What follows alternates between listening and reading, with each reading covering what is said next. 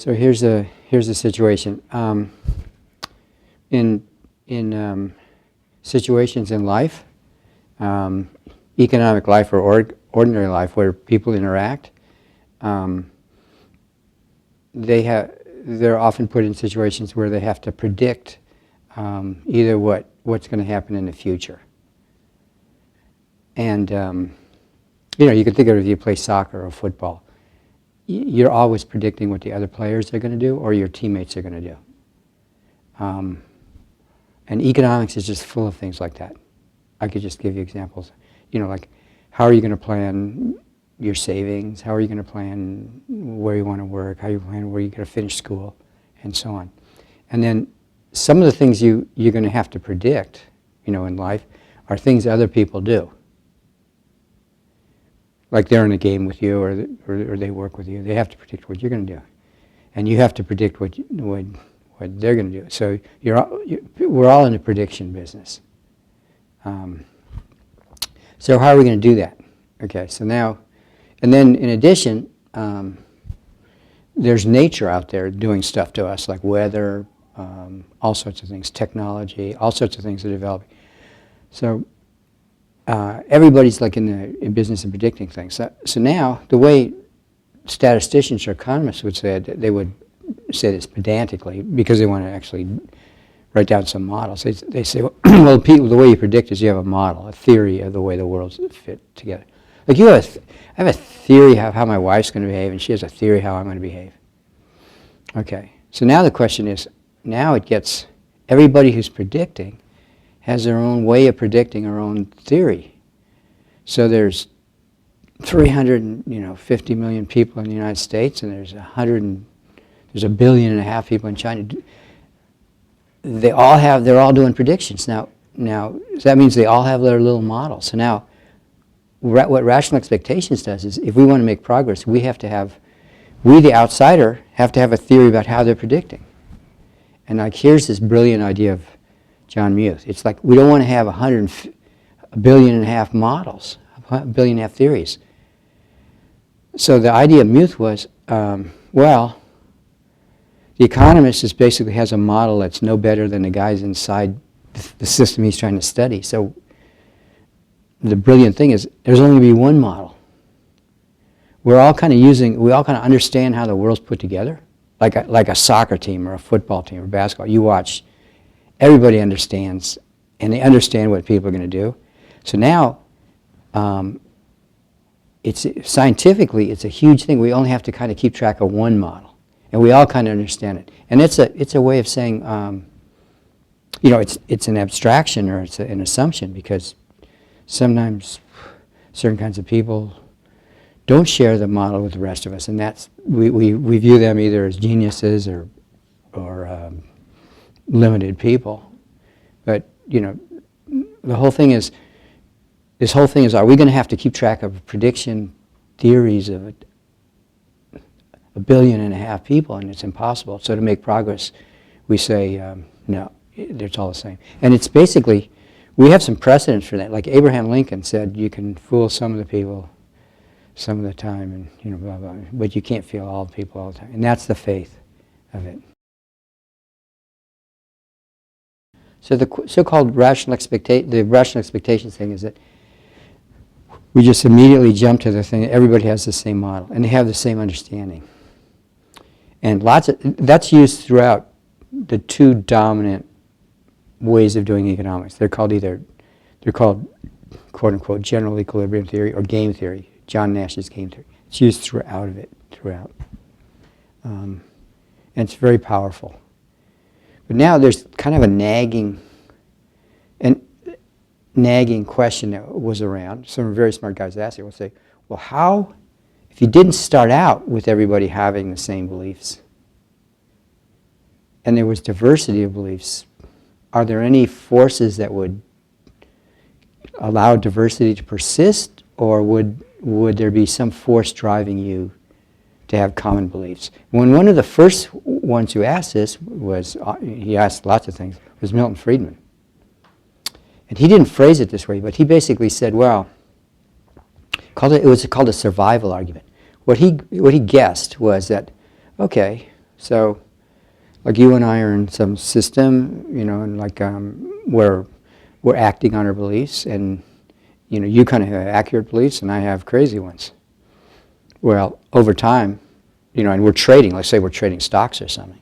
What's going to happen over time is the fact that my beliefs are wrong, not consistent with going on the world. I'm going to lose some money and influence, and over time, the resources are going to go toward the person who has better beliefs. And people have taken that idea and they pursued it. So the general question is, what would happen if people didn't quite have the right beliefs? And would you be driven toward that? Okay, so like, there's, you're correct. I'm one of a minority of people who who have been doing this, and there are kind of some surprises that come out.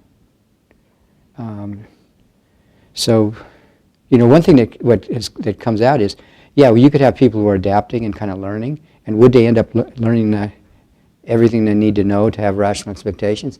And the answer is yes and no. They would learn some things, but if they have to have beliefs about things that don't happen very often, and those beliefs are important, they won't learn those. So there's room for people having like diversity of beliefs when things don't happen very often, and that's something that's it's something that's at kind of at the foundation of statistics that we've kind of come back to, and that my friend Lars Hansen and I try to work on slowly.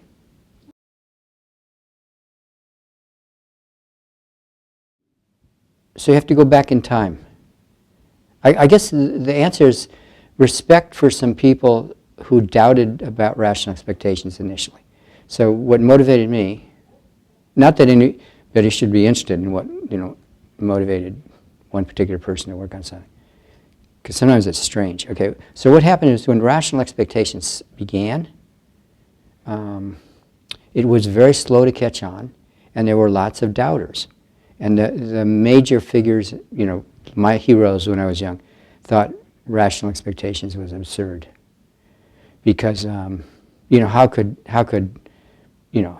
the ordinary people figure out the way things are going on? Now, I must say, lots of the people who did that weren't sports fans. If you go to a football game, what you're amazed at is how did this person, actually, if you went to like my high school, the people who weren't taking algebra and who were like on the football field, they would be so much smarter than you.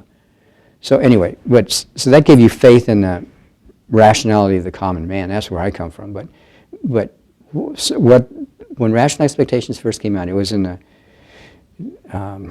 early 70s when Robert Lucas, like Prescott, like small number of people were saying we ought to go this way. The old guys 40 and older, just said that's stupid, absurd. Use some kind of arbitrary expectations, and those guys won for a while.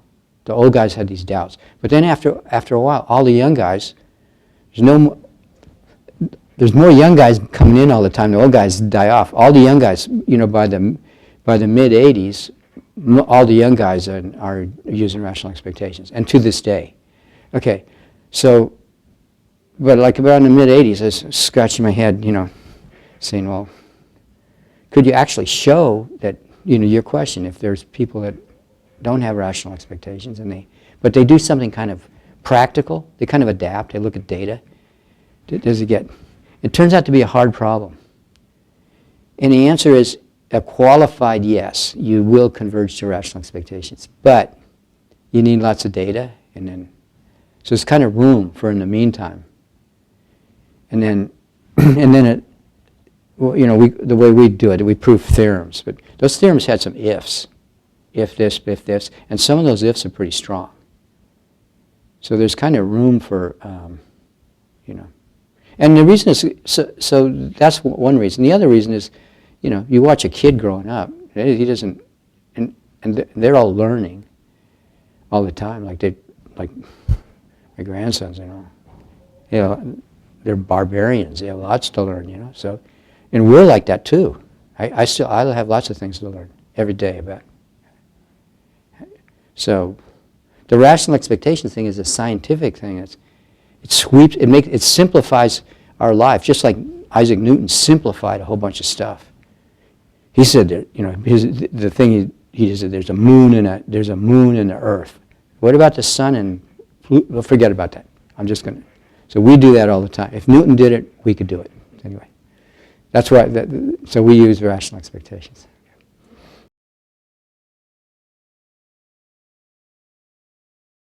We have an abundance of information about some things, and almost none, or literally none, about other things. And that issue, like having a lot of data about one thing. If you have a lot of data, then you can do statistics.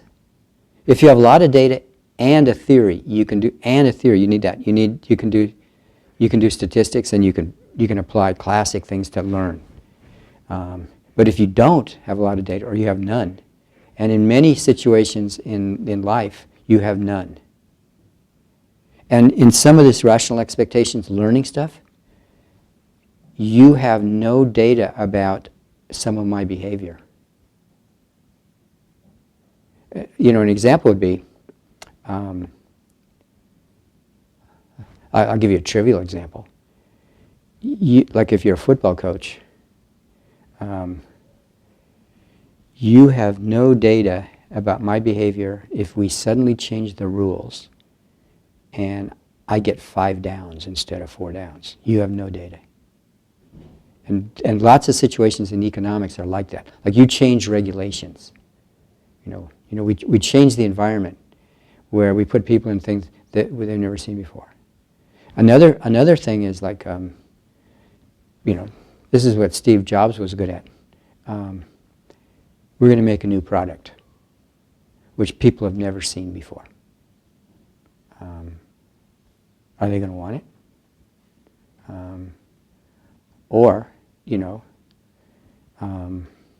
We have no data. Let's say you're sitting. I could either say 1800 or 1900. We're sitting in 1800, and I could say, we look out the window, and we see a bunch of horses and stuff like that. And I say things like, do you think anything's going to be invented to replace the horse? And what do you think it'll be? Well, we would be clueless. We would have no data. We couldn't look in the past. We couldn't say, well, maybe the donkey will come. We'd make some guesses. We'd be well. We'd never say electricity. We'd never say the internal combustion engines. All that sort of big surprises. So lots of the problems that, and this is related to like how do you think about things where you have no data? So the way I think about it is that there's big data, which is all the rage, but if you're an entrepreneur, you're dealing with no data. No data. I'm gonna make something brand new. I'm gonna make something nobody ever thought of. It's gonna be a total surprise. How are they gonna respond to it?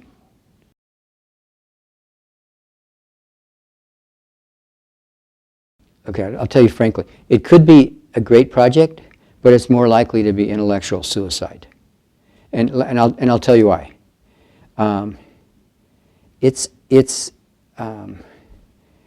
Thinking about uncertainty or model uncertainty has been a trap where some very smart people tried to pose the problem. That would be like John Maynard Keynes in what you could think of as his PhD thesis. It's kind of first serious book, which is I tried to reread it. It's very difficult to read. And Frank Knight, who was a great Chicago economist, they tried to distinguish between risk. Well, the way I think of it is, the risk is big data. You have lots of data and you can form a probability distribution. And they call that risk. And what I call no data is uncertainty. There's some event you're ignorant about, you care about, you have no data. And how you respond to those things are different. And different types of people. Frank Knight said, well, why do entrepreneurs make so much money? And he defined an entrepreneur as someone who accepts the no data situation and proceeds to do something. And he said that's why they get paid a lot, because most of the things you try are complete busts, and it's beyond taking risks, like gambling so people wrote those things down, and then they tried to, after posing it, what do you do? And making progress on that, there's been some really smart people trying to work on that, and to make progress and convince other people that you can do academically, that you can do. Businessmen are doing it because they have to do it. But kind of formalizing it and do some math. It's turned out to be hard, challenging, and it's turned out to be doing it in a way that convinces practical economists and policymakers to use it.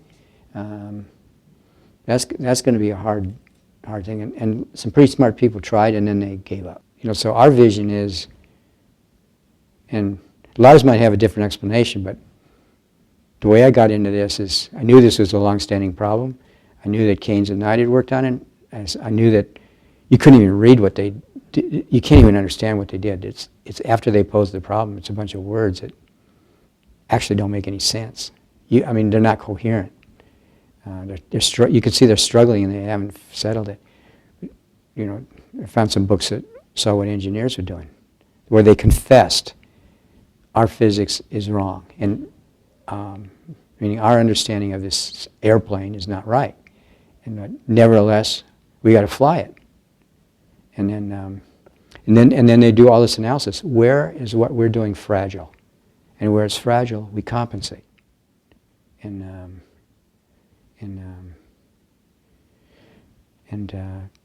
So then the idea Lars and I are importing, well, maybe investors do that, maybe central banks do it, and then the thing that I find exciting, you may just think I'm weird because this is what I find exciting, but we actually get some phenomena that look like things Keynes in his speculative moments was talking about. Like some events occur that give rise to kind of big changes in beliefs because of the way people are responding to their uncertainty, that they don't have very much data.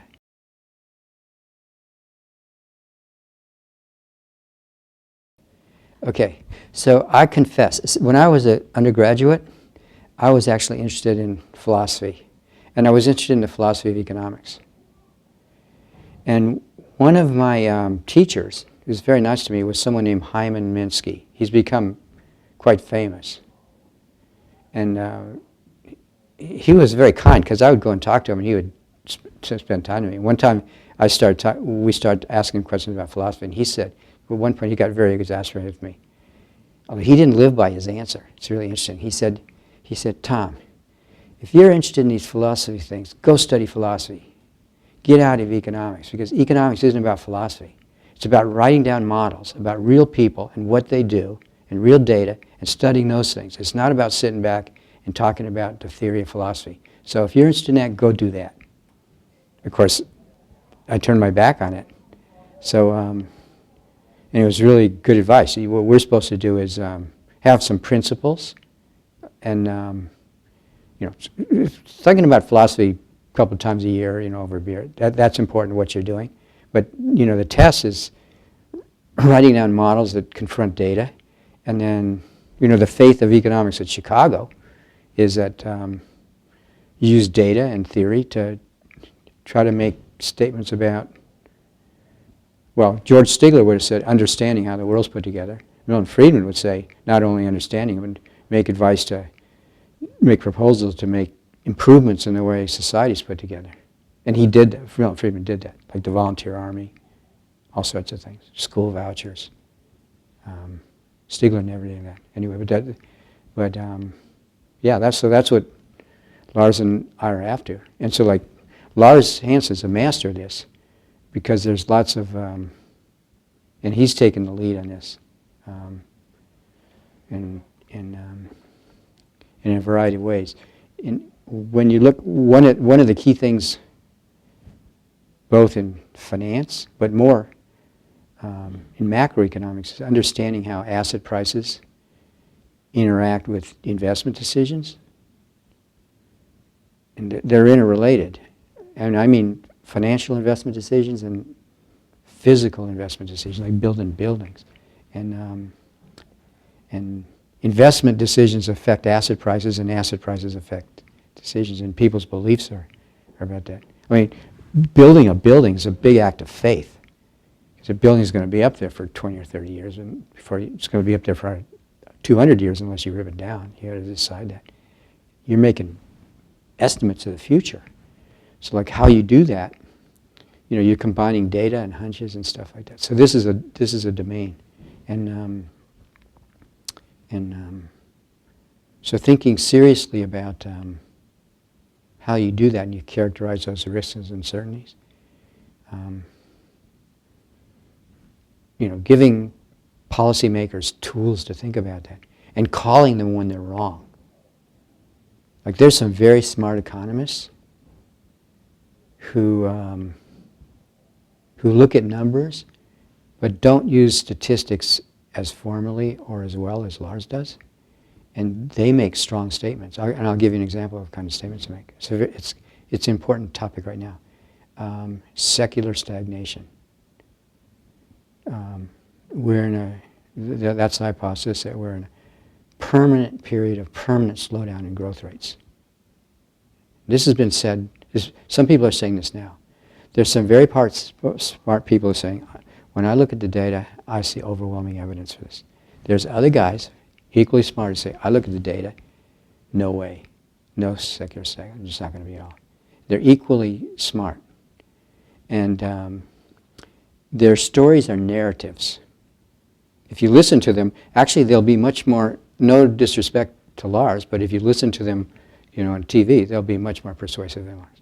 They'll be completely articulate. They'll use words. Okay. But if you actually want to do it scientifically and use data and a model, then you turn to Lars and you ask, and you characterize that ambiguity. And you want to do that before you make policy decisions based on your inferences about this. And it turns out there's technical reasons that, you know, Lars will show you, if you know the math within an hour, that it's very hard to make inferences about this that are decisive. Things like secular stagnations. And we can turn this on its head. The fact that it's hard, that Lars can show you the precise sense in which it's hard, tells you why these very smart guys who are using words and looking at the data, they're all over the map on it.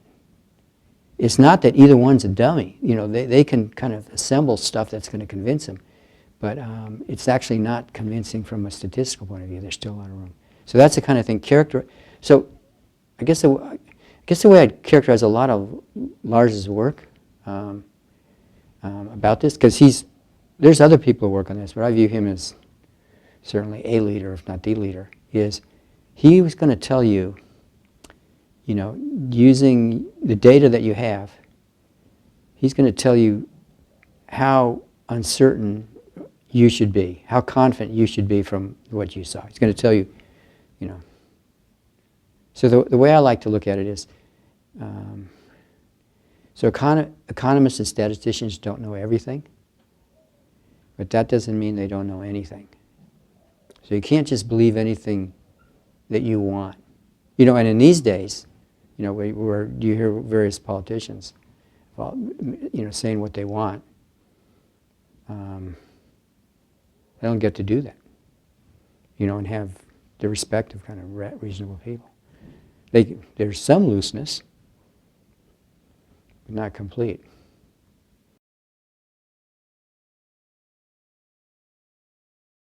I don't think any of my work has provoked contributions to decision theory. I think there's really smart decision theorists who have been working on things for a long time, and I'm borrowing from them. I think Lars has done some work that I would say is contributions. Okay, just to be sincere. So I'm a consumer and a user, so I read that stuff and try to digest. So there's a number of people, like great econometricians at Northwestern, has been on a campaign to try to get people actually thinking about policy problems to use formal decision theory. Now, the thing is, there's a variety of decision theories that have different flavors. So it's got to be pretty high-level policy, high-level discussion with policymakers. That's why people like the Fed and the Treasury want to hire University of Chicago graduates so that they can have a serious discussion about the evidence. But I think the potential is very big for appreciating the nature of the nature and the difficulty of choices that are faced. So in the United States, the country I know the best, the ultimate policymakers are the voters. And sort of what the role of experts and congressmen and senators are, that's tricky. Like, do they play, you can even ask, so when you say policymakers, communication's hard. When you said policymakers, I don't think you meant talking to my neighbors, and that you meant talking to like a congressman or something. But the congressman's looking, my congressman, if I met him or her, privately, it'd be probably perfectly reasonable. But if I meet them when they go on the stage, they feel they have to say something either really positive or really negative about President Trump, which neither one of them believes totally. So this conversation has layers. So like, which level? I think ultimately it's got to be the public. I'm a small Democrat. I like as chaotic as our system is. I like it that the people ultimately, and today, it's like if you look at the fiscal policy of our country, if you look at the laws that are in the books, they don't hang together. The promises that are made. We made a bunch of promises. Actually, I'm talking about a source of uncertainty. We've made a bunch of promises to taxpayers and to entitlement holders, and to people, who like public defense, all public goods. We've made a bunch of promises. They do not hang together. They're inconsistent. They're inconsistent, and these promises will be disappointed. They will be broken, and we just don't know which one are going to be broken. Either taxes are going to go up, and I don't just mean on really rich people. They'll go up, but on the place where the money is, which is so-called middle class, whatever that means. Taxes on all of us. Just like in the 90s, taxes on all of us were higher in the 90s. Either those taxes are going to go up, or there's going to be cuts in things like Social Security, Medicare, and Medicaid. That is arithmetic. But you can't find anybody in either party nowadays who will say that. And if I go to a policymaker and say that's a first order thing, they'll say, you're out of. So having that discussion, now that's a first order, and that is a component of uncertainty. I don't have data on this. Well, I do know. I have some data. I know that if something's infeasible, it's not going to happen. So I know that. So I know there's going to be a resolution of this. But how and when, I don't know. And there's a point at which that causes a lot of uncertainty. Actually of the type Larson are talking about, because you have no data. Well, actually, you have some data which are very infrequent, but they're not pleasant. Because when there have been fiscal inconsistencies like this, the way they've been resolved have been unpleasant, very unpleasant. They often involve constitutional changes.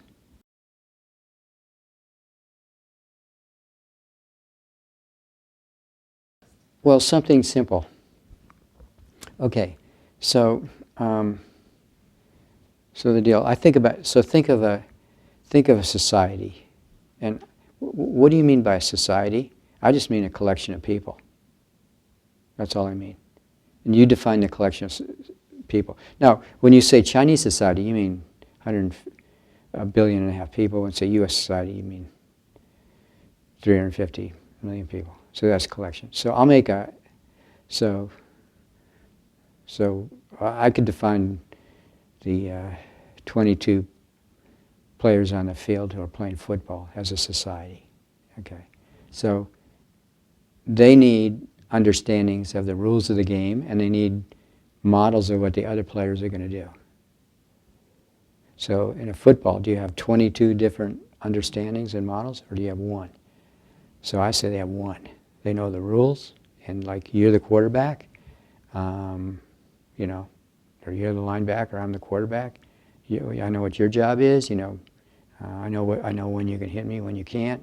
I know lots of things. We all know that, and I have a theory about what you're going to do, and I'm going to try to, and it's all common theory. So it's one model, not 22. And that's communism is we all share the same thing. So what do we share? The same beliefs. You know, so you know even if and if you take that idea, and you say like shared understanding, it's a shared understanding about everything that's going to happen. That's what it is. And what it does is for the model builder, it is we have to keep track. If I'm going to, our theory of behavior is I'm going to behave in a way that responds to my predictions of the future. You know, like I've been boxing with my grandsons, and when I do this, they know they're going to put their hands up, and I know they're going to put their hands up. I mean, I'm going to do that and try to get it open. Okay, so all that's that common understanding. So it simplifies our life as scientists, just like Newton.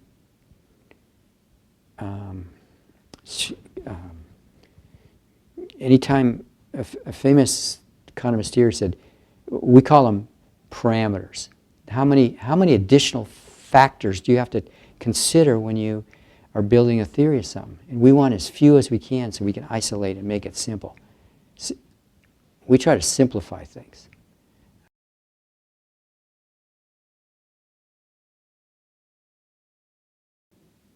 Well, two kinds of things. There's certain kinds of behavior that goes on in asset markets, which is kind of seems like a mystery. It's been a mystery for a long time. Keynes called it animal spirits.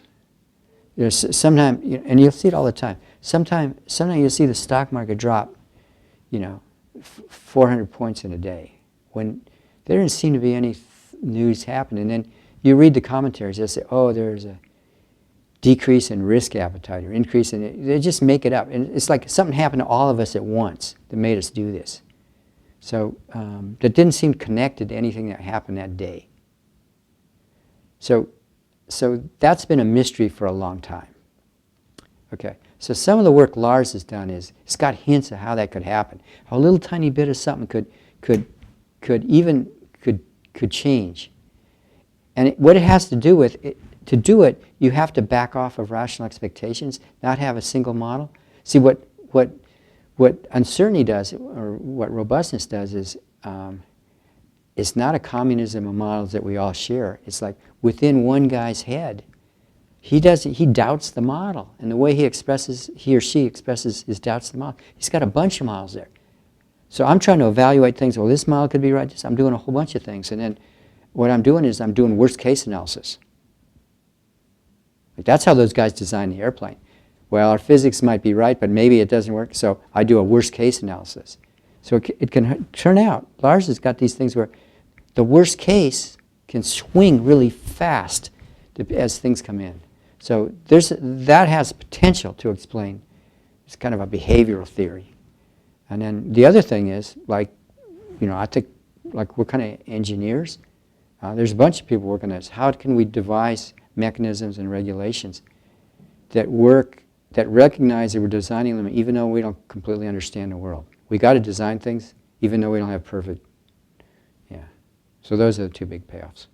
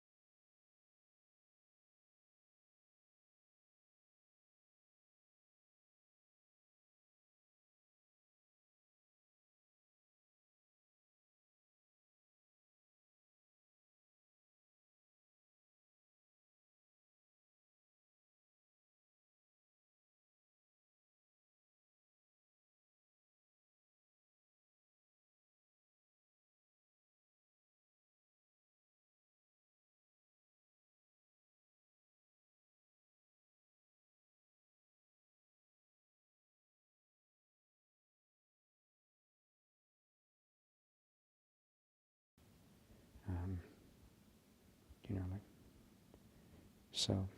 So is the answer that you must convince policymakers that they should act now because the ramifications will be... See, so I think, okay, so again, it depends.